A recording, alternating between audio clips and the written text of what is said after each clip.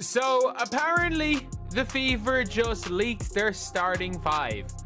According to this graphic right here, it seems like people have now jumped to the conclusion that the Indiana Fever have completely leaked who their starting five, or revealed who their starting five is going to be. The Fever from Indiana Caitlin Clark-Kelsey was completely shocked when the WNBA world learned of their starting five lineup. Aaliyah Boston, Natasha Howard, and Mitchell Danana Boner were a formidable team. Two max contract players and the season's final two rookies share the same court. And yeah, this is apparently what it's going to be. Caitlin Clark at the 1, Kelsey Mitchell at the 2, DeWanna Bonner at the 3, Natasha Howard at the 4, and Aaliyah Boston at the 5. Obvious. What does the rest of the league stand to gain from this incredible lineup? And how will team dynamics evolve with Sophie Cunningham's unexpected response to her supporting role may be the true story of star power. This story explains why the Fever may now have the formula for championships they've been lacking. However, let's examine what specifically makes this specific five-player combo so exceptional. In order for the Fever to achieve the goals that they have in front of them, everyone is going to need to buy into their role, and it's up to Stephanie White to put the best lineups out there, the best lineup combinations, and all of that. I took a stab at projecting what the starting five will be, and it's, not a huge leap, but obviously Caitlin Clark's going to be the point. Because everyone must work together for the Fever to accomplish its objectives. Must embrace their job, and Stephanie White is responsible for releasing the greatest lineups. I tried to predict what the starting five would be based on the best lineup combinations. Will be, and it's not a big leap, but Caitlin Clark will undoubtedly be the focal focus. Caitlin Clark, the rookie phenom, starts guard the core by altering the game with her unending range and court vision. She is a playmaker who anticipates passes before they are made. Last season, Kelsey Mitchell averaged over 18 points per game, demonstrating her explosive scoring power. Seasoned with an extraordinary talent for creating shots against any defender, Kelsey Mitchell protects the WNBA's most powerful backcourt, and I believe Danana Boner will be the Swiss Army knife. Diana Bonner, a 6 feet 4 inches player at the 3, adds championship pedigree to the mix. EW teams are able to resolve matchup issues caused by length and shooting touch, according to Natasha Howard. The frontcourt skill at pick and roll, transition scoring, and defensive intensity. Aaliyah Boston, the Rookie of the Year from the previous season, completes this strong group with her footwork and basketball IQ in her early years. Kelsey Mitchell, the shooting guard, the most potent backcourt in the WNBA. I think DeWanna Bonner will be the Swiss Army knife kind of player at the 3. The void left by them at power is filled by Natasha Howard. They really needed someone who could run the floor, grab, and finish Aaliyah. Boston is a center who can be a vital component on both ends of the court even though he doesn't actively seek shots. With each player's skills harmonizing with the others, the lineup functions like a finely tuned orchestra. The distance they create will confuse the opposition coach's double team, and Clark Mitchell will discipline you for it. Boston excels in this balance of shooters, playmakers, and defenders when it comes to perimeter defense. Produces a basketball symphony that is unmatched by other teams. It was already tougher to load up on Kelsey Mitchell last year because Caitlin Clark was there. And when Kelsey's able to get out in transition, she's so fast. And when she's able to take you one-on-one, there ain't much you... Special attention should be paid to the Clark-Boston link since these two could become basketball's most dangerous young team, with Clark's precision complemented by Boston's lethal screens and rolls. However, they still have years to build chemistry that will rival the best tandems in WNBA history. The fact that this firepower scores more than 70 points per game combined from past season now focuses on a single lineup, and Clark's playmaking should improve everyone's efficiency even more. They're not exact. Some of them aren't exactly max, but they're essentially max. 3 max contract players. Although some of them aren't precisely max, I'm aware that they're in essence. The Liberty and Aces should pay attention to the Aces and the maximum 3 contract players. Boston will be difficult to handle inside with a smaller group, and the Liberty may find themselves on the defensive. Plans that are overburdened with all 5 dangers at once, and Indiana isn't merely preparing for their declaring themselves as contenders for the future with this blend of youth and experience, correct? Now, Cunningham the first player off the bench to provide lineup versatility and shooting. Either way, there are a lot of options. The first man off the bench to offer lineup flexibility is Tingham, who can shoot either method. There are numerous choices. What's interesting is how the rest of the rotation is filled out, because I would expect Cunningham, Hull, Turner, and Colson to play. While everyone's focus is on that attention-grabbing beginning five, the covert tool that may truly make Indiana stand out is right in front of you. What's intriguing now is how the remainder of the rotation gets completed, as I would anticipate Sophie Cunningham's response on leaving the Ham, Hull, Turner, and Coulson game bench didn't exhibit the disappointment or annoyance you might anticipate. On the contrary, she, in her own words, she is excited to play a supporting role alongside Caitlin Clark, considering how uncommon it is in today's professional sports. So I saw Sophie Cunningham talk about how she is thrilled to join a supporting role next to Caitlin Clark, and that she's playing on a stacked Fever squad. The Athletics veterans have consistently resisted established bench positions, as seen by Carmelo Anthony's rejection. Given that the Rockets were abandoning the squad, Kyrie Irving established internal conflict with the Celtics when Cunningham's role didn't live up to his passion. Adopting a helping role contrasts with these common responses in STK and may becoming the definition of the championship for Sophie's Fever. Sophie Cunningham, who I mentioned before, who I do think will be the first player off the bench because of all of the things she can bring to the team, where they can go small with her and spread the floor. I mean, you can go you could play Howard at center and Cunningham at the 4, something like that. Really space the floor out and give teams a different look. She can play a traditional spot on the wing, of course. And she has a little bit more, I think they're listed at the same height, but she has a little bit more length and size, I believe, than Lexi Hull. And that's, another shooter out on. Who I previously mentioned, who, given everything she can do, I do believe she will be the first player off the bench. The team may widen the floor and go small with her. I mean, you can be authentic. Might cut Ham at the 4 and play Howard at center or something similar to really space the she can play a typical position on the wing, of course, and she can also floor out and give them a different look. And she has a bit more. I believe their heights are listed at the same level, but I think they're a little bit bigger and longer than Lexi Hull, so that's another shooter out. Championship teams rely heavily on players who are aware of their designated tasks on the court.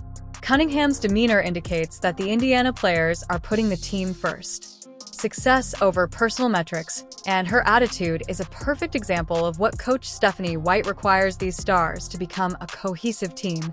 Specialists are included in this bench rotation. Cunningham's versatility across numerous positions allows him to be ready to maintain effort when players take a break. Provides the Fever the tactical adaptability to change their lineups as the 6th woman that is expected to arrive. She contributes talent of starter caliber to the 2nd unit. We've seen a lot of Brianna Turner working out with the team. I think her ability to set screens, hopefully catch and finish, could give her some minutes, because Aaliyah Boston really the only kind of what you would consider a center on the squad at this moment. I believe we've seen Brianna Turner quite a bit, working out with the group, and I believe that she can set screens to hopefully catch, and completion may let her a few minutes, since Aaliyah Boston is the only form of Brianna Turner, who is currently a center on the team, provides praise for the clubs with her screen positioning and finishing skills. She is a playmaker in the presence of elite passers. Lexi Hull's dependable interior presence is crucial for turning chances into points. Helps by working hard and playing defensively, her enthusiasm keeps the team's defensive identity intact. Having solidified her position with effort rather than shooting during starter rest periods proportions. And there's Lexi Hull, who was relied upon a little bit too much a season ago. Lexi's a little undersized to guard some of the players that she had to guard, and would get in foul trouble. And when she got in foul trouble, it was really debilitating for the team. Now I think she can bring that energy all the time and not have to worry about the foul trouble because of the lineup versatility that they have. For Lexi, the key is, can she continue to hit at the clip from 3 that she did the second half of last season? And she's got to get better at finishing around the cup. I mean, that's an area of improvement. Next up is Lexi Hull, who was used a bit too much a season ago. As you are aware, Lexi is a little too small to protect some of the people she had to protect, and she would get in foul trouble, and the team was severely weakened when she was in foul trouble. Now, I believe she may always exude that vitality without worrying about getting into trouble because despite the lineup's adaptability, the crucial question for Lexi is whether she can keep hitting at the she needs to improve on the 3 clips she performed in the second half of last season. Christy Mo offers consistent growth in the area of finishing around the cup, leadership during Clark's downtime throughout what will undoubtedly be a taxing rookie campaign. Her background guarantees that the offensive stays on course with the second unit. The reason why I think the Indiana Fever are they're so well set coming into next year. Like, I don't expect a rookie to make this team.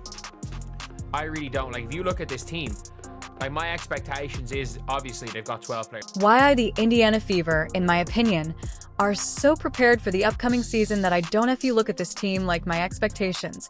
I truly dislike that a rookie would be on it. Clearly, they have 12 players on this bench, and their strength is in style maintenance. Few WNBA teams are able to maintain this level of pressure and intensity for the entire 40 minutes. Wears out opponents and turns close matches into resounding wins. What if I tell you that Indiana's strategy for using Caitlin Clark defies all WNBA offensive conventions? Rule, this isn't just about showcasing talent. It's about radically rethinking how, instead of using the conventional strategy, in which point guards start plays from a fixed spot at the top of the key, the Fever is creating something groundbreaking and offensive that keeps Clark moving all the time. We'll see Clark in motion more this year to free her up for cleaner looks. You know, Clark's three-point percentage was not probably where it needed to be. I think one way to get that up is to get her cleaner looks off the ball at times, though she should still have the ball the lion's share of the time. What they really did do is add those rim runners. Consider the implications for defenses throughout the league that they have never had to follow a point guard while Clark was shooting range, swerving through screens and cutting all the time. Basketball whack-a-mole, with the rear door, and moving to unexpected places on the court. Traditional WNBA defensive strategies aren't designed for this. The mole can shoot from 30 feet. Designed to deal with point guards who mostly plan from above, not those who pose a threat. Score at any time, from any location. Of course, you know, when you have more weapons, a lot of people are worried. I don't think they have players who need the ball to score, but they have more players who can score, which is going to make it tougher to load up. It was already tougher to load up on Kelsey Mitchell last year because Caitlin Clark was there. And when Kelsey's able to get out in transition, she's so fast. And when she's able to take you one-on-one, there ain't much you can do. And then Clark, the same thing. What are you going to do now? You're going to have to pick your poison because you're going to send the whole defense at her again. Well, she's going to pick you apart.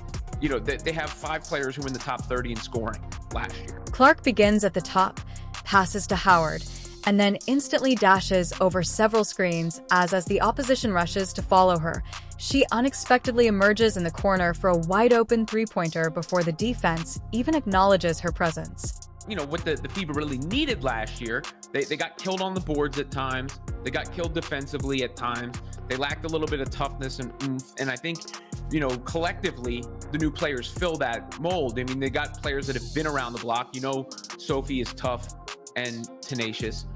You know that Dewana Bonner has been in every situation imaginable, right? So all of that is huge. Same with Howard. You know, that experience, that's something Sydney Colson talked about, who also has the experience. Everybody that's coming in is having the experience, and it's not often you see such a drastic overhaul.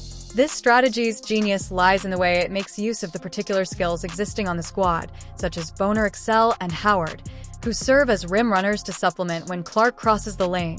These seasoned players leap to the basket at the exact moment defenders are forced to make difficult decisions at this precise moment. Remain with Clark or assist with drives to the driving lanes can emerge because of the critical spacing created by Rim Hull's three-point shooting.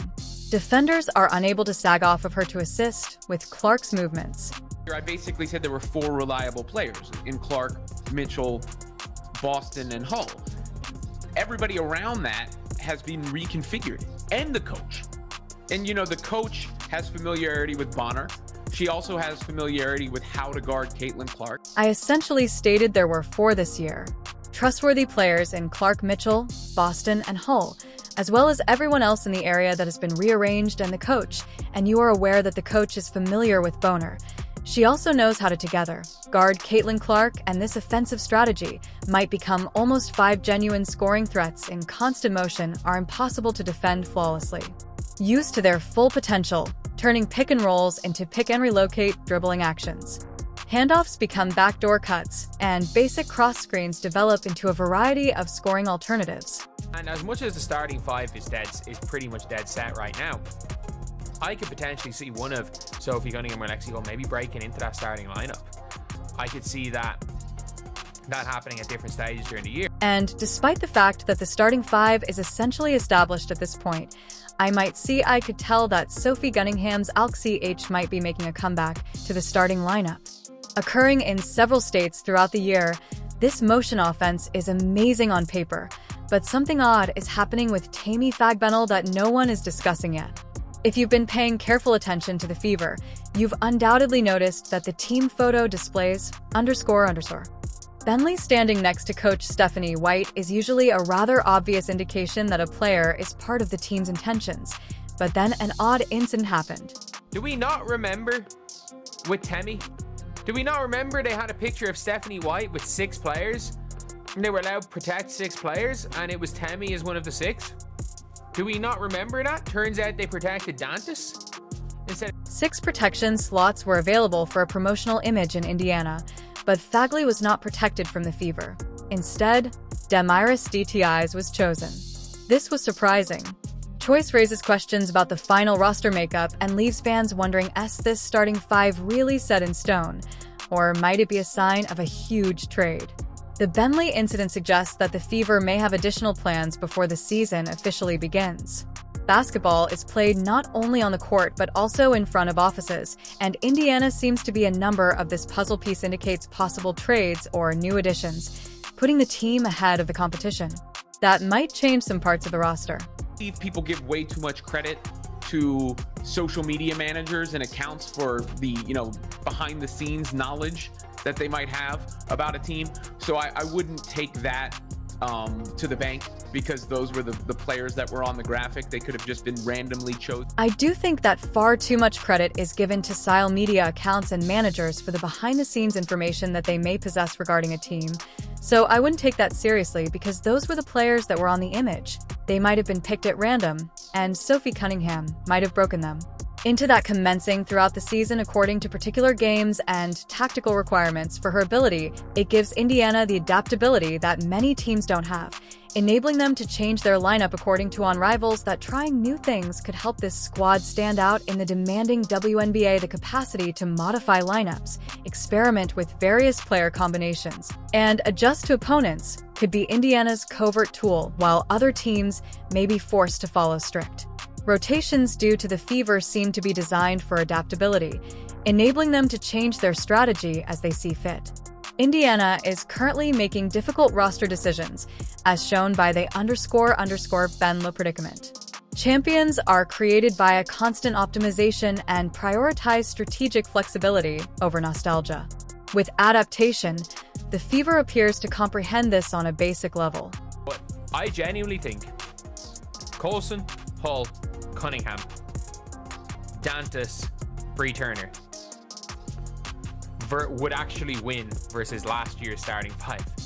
Because obviously Kelsey Mitchell was injured, Erica Wheeler's Erica Wheeler, Caitlin Clark just wasn't ready, and she was playing shooting guard a lot of that game, let's be real. Aaliyah Boston was not great coming into the season, and Melissa Smith was arguably their best player. Like, that's the craziness of that. And like, the Fever are so freaking stacked. What we're witnessing with the Indiana Fever is assembling this redesigned roster with its championship plan.